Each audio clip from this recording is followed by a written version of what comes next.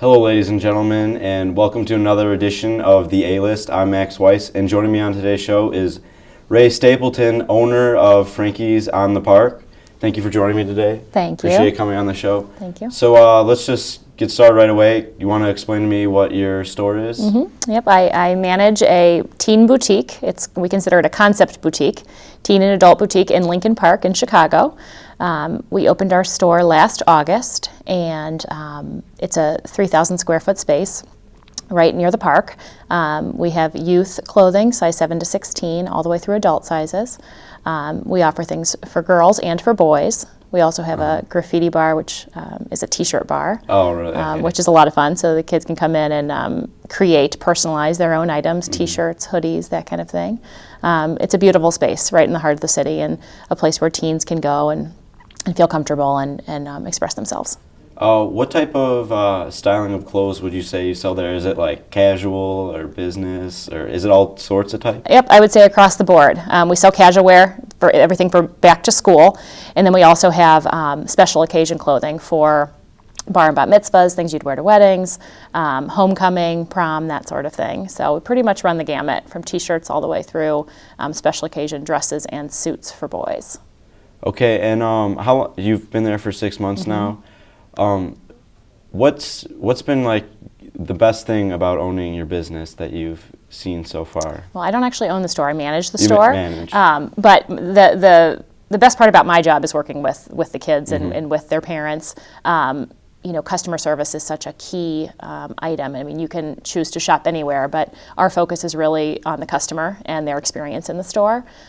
So I would say, my favorite part about working is working with customers.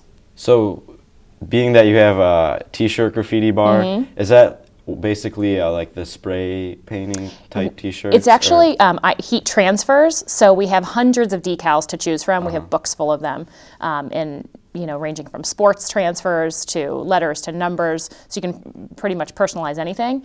We do have a graffiti artist that comes into our store periodically. He's probably 4 to 5 times a year will come in, spend the day, and do airbrushing on site. They're very exciting days. Yeah, he's a pretty cool guy. All right, and actually, before you came in a couple days ago, I was checking out your website, and I noticed that you guys sell jerseys, but not many Chicago teams are on there. Yeah. Are you guys not Chicago fans? No, we are. Of course we are. Actually, one of the owner's sons his name is Lewis, and our jersey shop, we have a jersey shop called Louis Jersey Shop, and Lewis is in the 8th grade, and he does all the buying for our jerseys. So to bring in that influence of a young adult. And you know what, his interest spans across the board. He's a big Bears fan, but across the board. He likes the vintage jerseys as well, and it's kind of a cool concept in the store. All right, so coming out of high school and things, what were your main goals? Like, was this what you wanted to do, like manage a boutique and run it? Was that your... I knew I wanted to work in the fashion industry. In college, I studied marketing and English, so I didn't have necessarily a fashion-focused background, more of a business background, which I think really geared me up for what I wanted to do. There's so much that goes along with running a small store. You really get to have your hands in everything, and that's what I enjoy about it, is that every day is different.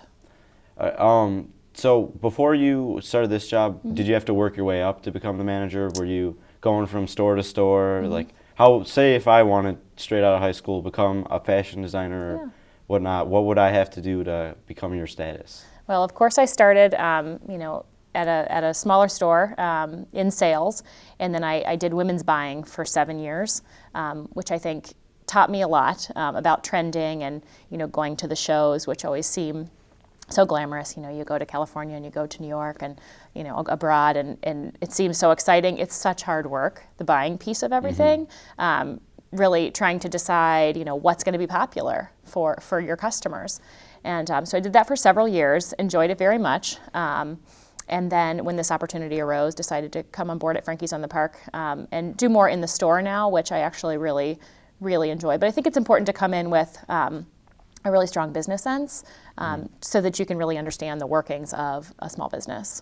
Is there like just one certain type of shirt or like clothes that like a bunch of kids go for that you guys just keep? We have popular items. There's something for girls. There are tank tops called Sugar Lips they're one size, fit everyone. They're the most popular, the hottest item. We'll get 200 pieces in, and the next day we'll have 40. And it's unbelievable. They want every single color. So where to get the name Sugar Lips from? that I'm not sure. Not- I you're am not not sure? sure. But they are a hot item, and you can't get them everywhere. So those are probably our most popular item. We put together a gift guide this holiday season and had 12 top gift items, and those have definitely been popular also. I think that's how you actually came upon the store, was in Chicago Magazine. We had a listing for Dylan's Candy. I'm not sure if you're familiar with Dylan's Candy. It's Ralph Lauren's daughter, Dylan Lauren, has a candy shop in New York. And in August, we launched a small pop-up store within our store. So people buy the candy, and it's packaged beautifully, and it's a lot of fun. So definitely a good addition to our store. So is your store a store, like is there stores within your store is what you're saying? Really basically? only Dylan's. Dylan's? Only Dylan's, yes. And it's just a very small % of what we do.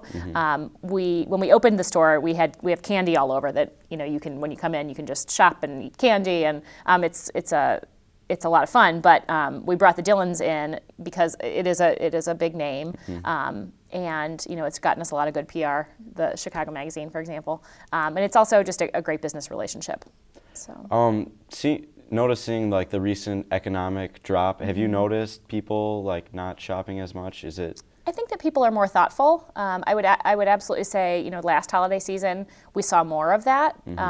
But I think that everything's coming back around. Our store is located in a very community-centered area. There are several schools around. And we've had such strong community support. So I think people are thoughtful. I'm sure everyone's feeling it, but kids are still growing, and we try to bring in things that people really want, and good values, and well-made merchandise, which will last as well. So we know they're getting a good product from Frankie's. Since like the beginning of the shop, has there been specific struggles that you guys have to overcome to become like a successful store? And Sure. Obstacles like? Sure. I think we always are concerned with getting people in the door. What do you how do you get that steady flow of traffic? And I think there's so many factors. It's one, having a good product mix. Two, getting the right message out there. Letting people know that you're there. A new business is that's a big hurdle. We have different issues all the time. We have to staff the store appropriately.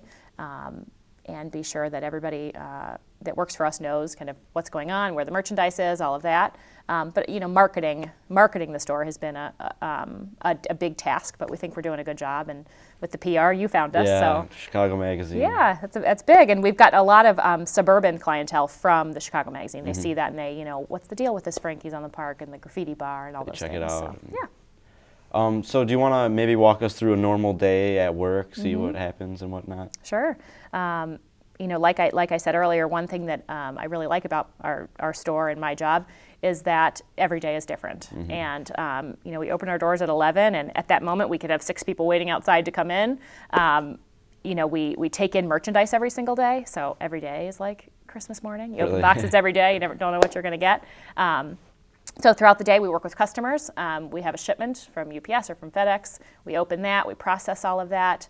On the back end, we have what's called an open-to-buy system. So all the merchandise that's coming into our store after we go to the buying shows is entered into our system. And then we have to be sure that we're checking everything off, that merchandise is coming in, that it's matching up with our open-to-buy. Budget is our open-to-buy. And, customers always number one, so they're our top priority. Being that you guys have only been in existence for 6 months, this was your first Black Friday, right? Well, this was our second. We opened last August, so a year and a half. So we did a lot of promotions for that Thanksgiving weekend. We're a little bit north of Michigan Avenue, where of course is the Black Friday. Yeah. But we definitely had great traffic. We had vendors, some of our very favorite vendors set up. We had Roy, who is our airbrush artist, in the store. Okay. And we also had what we called a charm bar. We sell a line of jewelry called M&B Vintage, and she set up a charm bar in our store so people could come and pick personalized charms. So was an interesting weekend. Yeah, personally, I went out to the Aurora Outlet Mall, Oh, and I ended up waiting out on the highway for like 3 hours, and that was just not a fun Black Friday experience. Did you get all your holiday shopping completed? Well, once we got there, like the lines were so long to check out that you couldn't really buy anything. So So it defeated the whole purpose. yeah, it was a big waste of time. Next year you'll have to come to Frankie's on the Park. I'll be there if Frankie's on the Park. So do you want to tell me more about like do you have a relationship with Dylan Lauren, is it? Yes, we do. The owner of the store, Lisa Burek, one of the owners, she does have a friend who knows Dylan well. And, you know, we were really excited about the opportunity to have her things in our store. Not sure if you're familiar with it, but she has chocolate, and then she also has the store in New York is like a phenomenon. Like there's candy in the floors and candy in the walls, and like, I mean, you could spend hours. We of course don't have that much, but we do have some, and we have a lollipop tree that's full of giant lollipops that makes a great statement. And you know, they've been very generous in letting us use some of their props and really to make it a great presentation. When we launched it, our window, we had a huge Dylan's candy display in our window. As it stands right now, we have a huge gingerbread house in our window, which Dylan also did for the holiday season. Gingerbread houses with all the accoutrements in there and everything.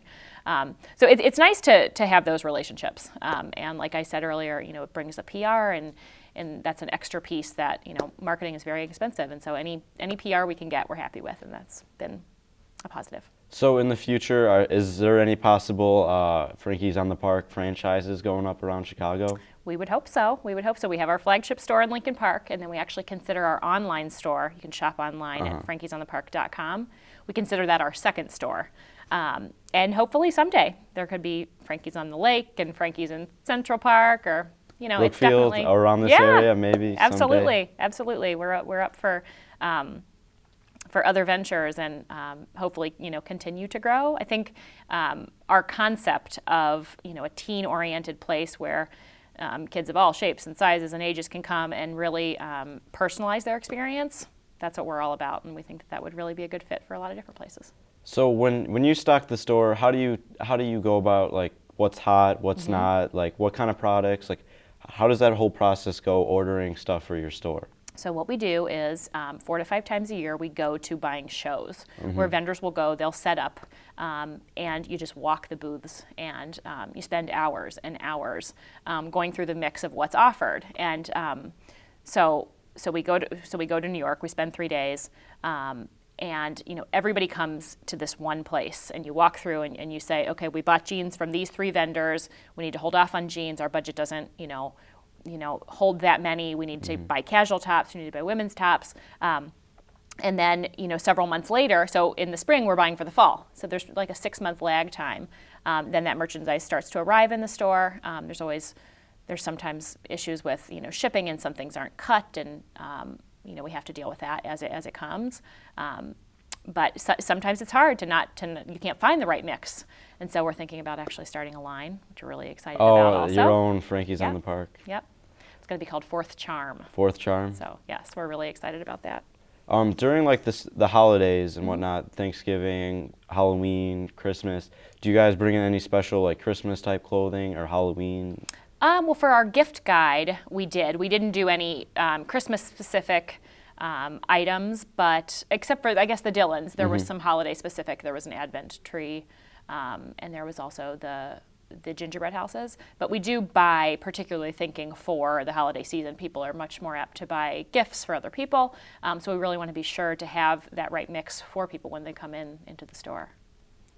And your store, does it operate Monday through Sunday? What are your hours like? We're open Monday through Friday, 11 to 7, Saturday 10 until 6, and Sunday 12 to 5. So 7 days a week. Oh, really?